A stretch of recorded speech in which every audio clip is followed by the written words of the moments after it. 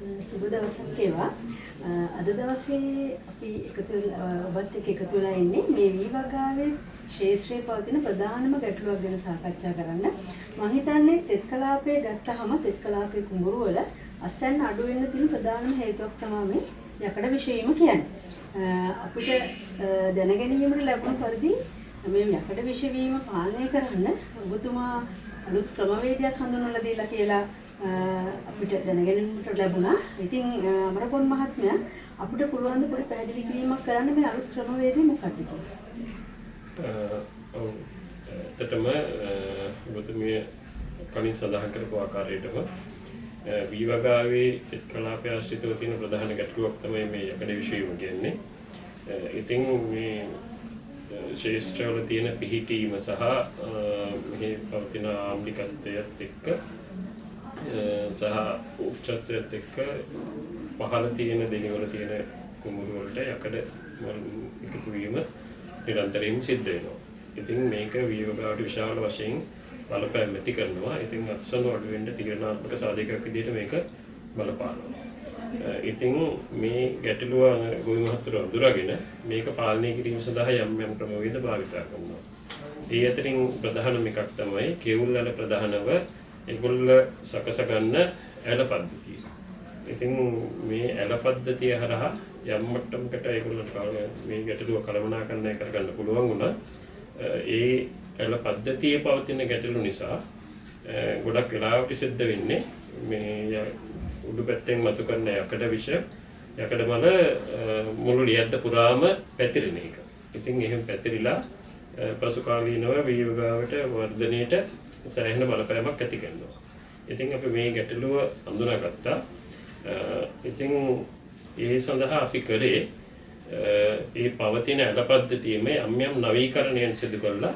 ඒ ක්‍රමානුකූලව උඩින් මතුවෙන යකඩ ටික ලියද්දෙන් සම්පූර්ණයෙන්ම බැහැර කරන්න පුළුවන් වෙන විදිහට ඇල පද්ධතිය නවීකරණය කරලා ගොවි මහතුරුන්ට හඳුන්වලා දීපු එක. එතකොට අමරපොන් මහත්තයා මේ නවීකරණය කරපු ඇල පද්ධතිය හඳුනන විශේෂ නමකුත් තියෙනවා නේද? ඔව් අපි දැන් මේ විද්‍යාත්මකව මේක හඳුන්වන්න පුළුවන් වී වගාවේ වර්ධ ශාස්ත්‍රීය ජලාපෝහන පද්ධතිය කියලා. ඉතින් අපි ගොවි මහතුරුන්ට මේක හඳුන්වලා දෙන්නේ වැඩි දියුණු කරපු වප්පත්තල තාක්ෂණය කියලා. ඒ කියන්නේ දැන් මේක ගොවි මහතුරු ශාස්ත්‍රීය හඳුන්වන්නේ වප්පත්තල කියලා. ඉතින් ඒ ඇල පද්ධතිය අපි විදිහට නවීකරණය කළා ඒ විදිහට හඳුන්වලා දීලා තියෙනවා. ඔව් අපිට පුළුවන් ද මේක ශාස්ත්‍රීය කොහොමද අපි ශාස්ත්‍රයේ මේ වප්පත්තල පද්ධතිය පිහිටවන්නේ කොහොමද කියන එක ගැන පොඩි හැඳින්වීමක් කරන්න පුළුවන්. එතන මෙතන පෙන්නලා තියෙන්නේ සාමාන්‍ය ලියද්දක රූප සටහනක්. එතකොට මේ කළු ඉරි වලින් පෙන්නලා තියෙන්නේ ලියද්ද නියර. ඊට පිටින් පෙන්නලා තියෙනවා මේ හතර වටේට යනවා. මේ පැත්ත කියන අපි වතුර ගලන පැත්ත උඩ පැත්ත සලකුත් එහෙම මේ ඇලට කියනවා කෙවුල් ඇල කියලා. මේ පැත්ත තියෙන අපි බඩල ඇල කියලා හඳුන්වන්නේ. ඊට පස්සේ මේ දෙපැත්තේ තියෙනවා වට ඇල. ඊට පස්සේ මේ උඩ ලියද්දෙන් එන වක්කඩේ ඉඳලා පහළ ලියද්දේ වක්කඩේ දක්වා පහළ ලියද්ද දක්වා වතුර ගෙනියන මැද ඇලක. එහෙම නැත්නම් මේක වක්කඩ ඇල. එහෙම නැත්නම් මුදුන් ඇල කියලා හඳුන්වනවා.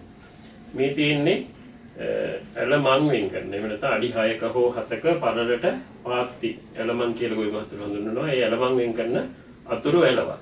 ඔන්න ওই ටික තමයි ඇල පද්ධතියේ තියෙන අංග විදිහට අපි සලකන්නේ. ඉතින් මේකේ දැන් කොහොමද ජලය ගමන් කරන රටාව කියලා අපි කිව්වොත් මෙහෙම උඩින් එන වතුර සහ මේ ඉහළ තියෙන නීරෙන් කාන්දු වෙන යකඩ මිශ්‍ර වෙච්ච ජලය වෙනදා උනේ මේ ඇලමම් මේකත් එක්ක මේ කෙවුල්ලත් එක්ක සම්බන්ධ වෙච්ච නිසා ලියද්ද පුරාම ගමන් කරන එක. ඉතින් අපි මේ ඇලමම් අතුරු වලත් එක්ක කෙවුල්ලට සම්බන්ධ නොකර තියාගන්න එකෙන් මේ යකඩ විෂ මේ ලියද්ද පුරා එකතු වෙන එක නතර වෙලා තියෙනවා. එතෙන්ද වෙන්නේ මෙන්න මේ වක්කඩ ඇල සහ මේ වටේ යන ඇල පද්ධතිය හරහා ලියද්දෙන් ඉවත් වෙන එක. ඉතින් ඒක තමයි මේ ක්‍රමයේදී යකඩ විෂවීමේ බලපෑම පාලනය කරන ක්‍රමවේදය. එතෙන්දී අපි සැලකිලිමත් වෙන්න ඕනේ මේ ඇල පද්ධතිය යෙදුවට පස්සේ සාමාන්‍යයෙන් ගොයමට දවස් 25ක් විතර යනකම් මේ ඇල පෑගීමක් සිද්ධ කරන්න. ඒ කියන්නේ අපිට ගොයන් තියෙන්නේ. ඒ වෙලාවේදී අපි එලට බැස්සොත් ඇල අවහිර වෙනවා. එතකොට නැවතත් යකඩ මොන ශේෂ්ත්‍රයෙන් ඉවත් වීමට බාධා ඇති වෙනවා. ඉතින් දවස් 25න් පස්සේදී අපිට මේ අවශ්‍ය කටයුතු නඩත්තු කොට සඳහා මේ අලුත් පද්ධතිය පාවිච්චි කරන්න පුළුවන් පැගීම සඳහා. අපි දැන් වප්පත්තල පද්ධතියේ ශාස්ත්‍රීය ක්‍රියාත්මක වෙන්නේ කොහොමද? ඒ පිළිබඳ කරුණු කතා කර අමරපුර මහත්මයා. එතකොට අපිට කියන්න පුළුවන් මේකෙන් මේ අපේ ගොවියට ලැබෙන ආර්ථික වාසිය එහෙම කොහේ හරි අපිට වාර්තා වෙලා තියෙනවද? ගොවින් කියලා තියෙනවද? එහෙම ඊළඟ සාධක තියෙනවද? මේ අස්වැන්න වැඩිවීමක් හරි නැත්නම් ගොවියට වෙන වෙනත් ආර්ථික වාසියක් ගැන හරි අපිට පොඩි පැහැදිලි කිරීමක් කරන්න පුළුවන්. ඇත්තටම මේ ක්‍රමවේදයේ තියෙන විශේෂත්වය තමයි මේ සඳහා අතිරේකව එක රුපියලක්වත් අපිට ගොවි මහත්තයාට වියදම් කරන්න වෙන්නේ නැහැ.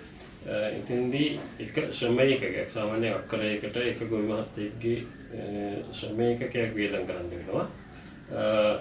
ඊට අමතරව වෙනත් කිසිම හෙදවුමක් නැහැ. හැබැයි මේ යකඩ විෂවීම ඇතුළුව තවත් වී වගාවට වලපාන ගැටලු කීපයක්ම මේ මගින් අපිට විසඳ ගන්න පුළුවන් වෙනවා.